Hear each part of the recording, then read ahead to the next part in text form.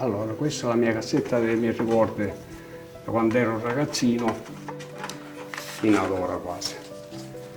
E guardando queste foto posso pensare ai miei primi compleanni, che prima si faceva la torta a casa, poi si andava al fotografo, perché le macchine fotografiche quasi non l'aveva nessuno. Poi guardando quest'altra foto, che io da piccolino in campagna con mio papà, non posso pensare a tutti i sacrifici e i lavori che ha fatto lui. Poi successivamente ho avuto un percorso di studio quando ero un poco più grandicello.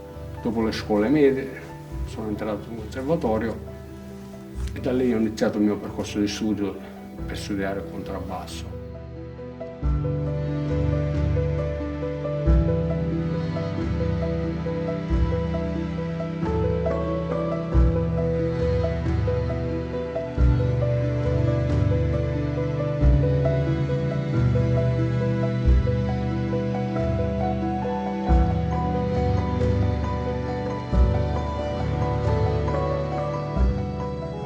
Fin da ragazzino ho iniziato a studiare musica qua a Menfe, diciamo da dilettante. Poi all'età, dopo la scuola media, ho intrapreso il conservatorio e ho conseguito il diploma di contrabbasso nel 1990.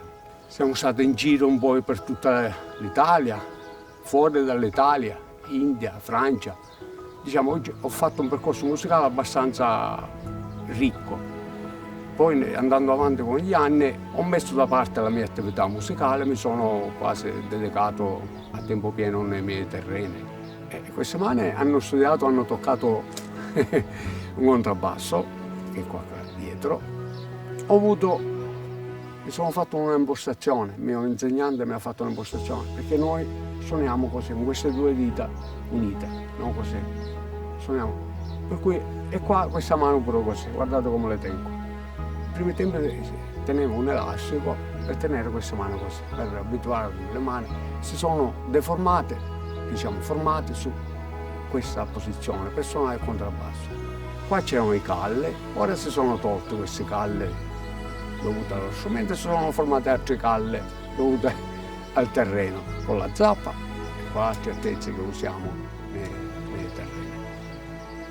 Per cui queste mani hanno avuto una trasformazione bella, bella e bella.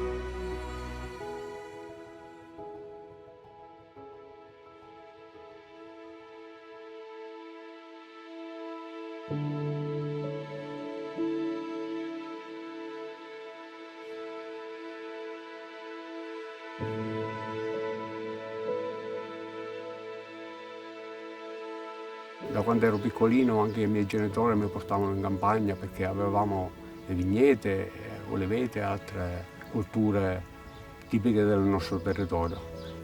Quando si produceva l'uva si raccoglieva, si metteva a terra e si aspettavano i compratori che venivano a prendersi quest'uva.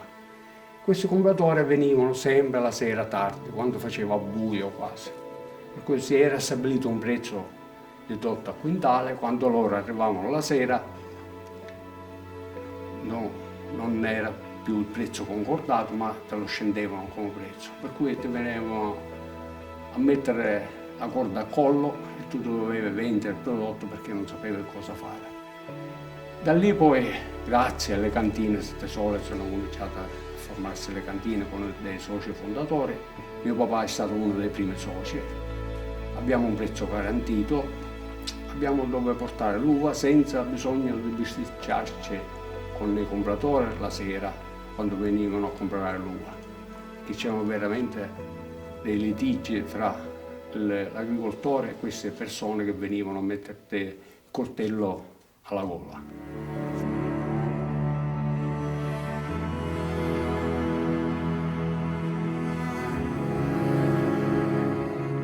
Penso qualsiasi cosa che abbia fatto nella mia vita l'ho fatto con passione, mi sono dedicato con tutto il cuore a lavorare e a studiare il contrabbasso. Per cui dedicarmi alle vignette o dedicarmi al contrabbasso per me è stato la stessa cosa. Se noi guardiamo uno spartito musicale che è formato da 5 linee, 4 spazi, nel mezzo abbiamo le note. Noi guardando le nostre vignette, noi agricoltori, possiamo dire che abbiamo le linee musicali e gli spazi nei filari dei vigneti.